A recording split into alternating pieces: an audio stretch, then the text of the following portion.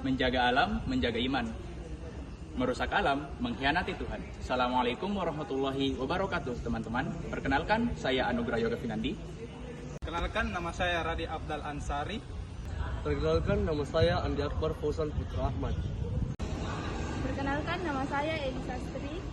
Perkenalkan, nama saya Rian Adriansyah. Perkenalkan, nama saya Gazia Asnur. Perkenalkan, nama saya Muhammad Reski. Kami dari kelompok 1 akan mempresentasikan tugas video dengan tema Lingkungan menurut pandangan Islam. Islam adalah agama yang sempurna, mengatur bukan hanya hubungan antara manusia dengan Allah, tapi juga hubungan antara manusia dengan alam sekitar. Dalam Islam, menjaga lingkungan adalah bagian dari ibadah dan tanggung jawab kita sebagai khalifah. Dalam penggalan surah Al-Baqarah ayat 30, Allah berfirman, "Wa idh qala rabbuka lil malaikati inni ja'ilun fil ardi khalifah." Yang berarti, dan ingatlah ketika Tuhanmu berfirman kepada para malaikat, "Aku hendak menjadikan manusia sebagai khalifah di bumi ini." Dan dapat kita artikan bahwa kita sebagai khalifah di bumi memiliki tanggung jawab untuk menjaga bumi ini dan tidak merusak ciptaan Allah.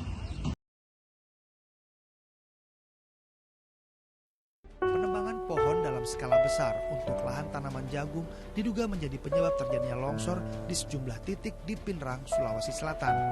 Lahan yang gundul tidak lagi dapat menampung air hujan sehingga mengikis tebing dan mengakibatkan longsor. PDAM terpaksa menghentikan sementara produksi air bersih lantaran kondisi air baku tidak layak produksi karena mengandung zat berbahaya seperti mangan, besi dan tembaga serta zat kimia lainnya. Allah berfirman dalam surah Al-A'raf ayat 56, "Dan janganlah kamu membuat kerusakan di muka bumi setelah Allah memperbaikinya." Maka dari itu teman-teman, pencemaran lingkungan seperti pengundulan hutan, pemborosan sumber daya, pencemaran sungai, semua hal itu dilarang dalam Islam. Ya, adapun contoh dari Rasulullah SAW, yaitu adalah kita sebagai umatnya harus menjaga lingkungannya, baik itu hewan ataupun tanaman. Rasulullah SAW menganjurkan kita untuk menghemat air, baik itu saat kita berwudu.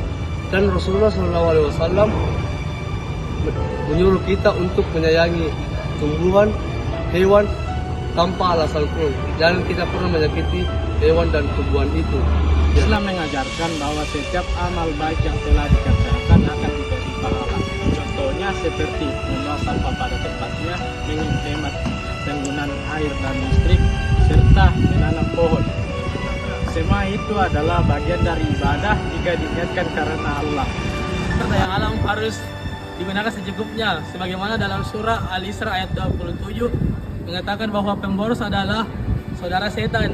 Maka kita sebagai umat muslim harus bijak dan hemat menggunakan sumber daya alam, air, bahan bakar dan lain sebagainya. Islam sangat menekankan pentingnya menjaga lingkungan. Lingkungan yang sehat dan bersih adalah cerminan dari seorang muslim. Maka mari kita mulai dari diri kita sendiri. Janganlah membuang sampah sembarangan, tanam pohon jika bisa, serta hematlah dalam menggunakan air dan listrik. Semoga kita bisa menjadi seorang muslim yang mencintai lingkungan sebagaimana Rasulullah SAW mencontohkannya.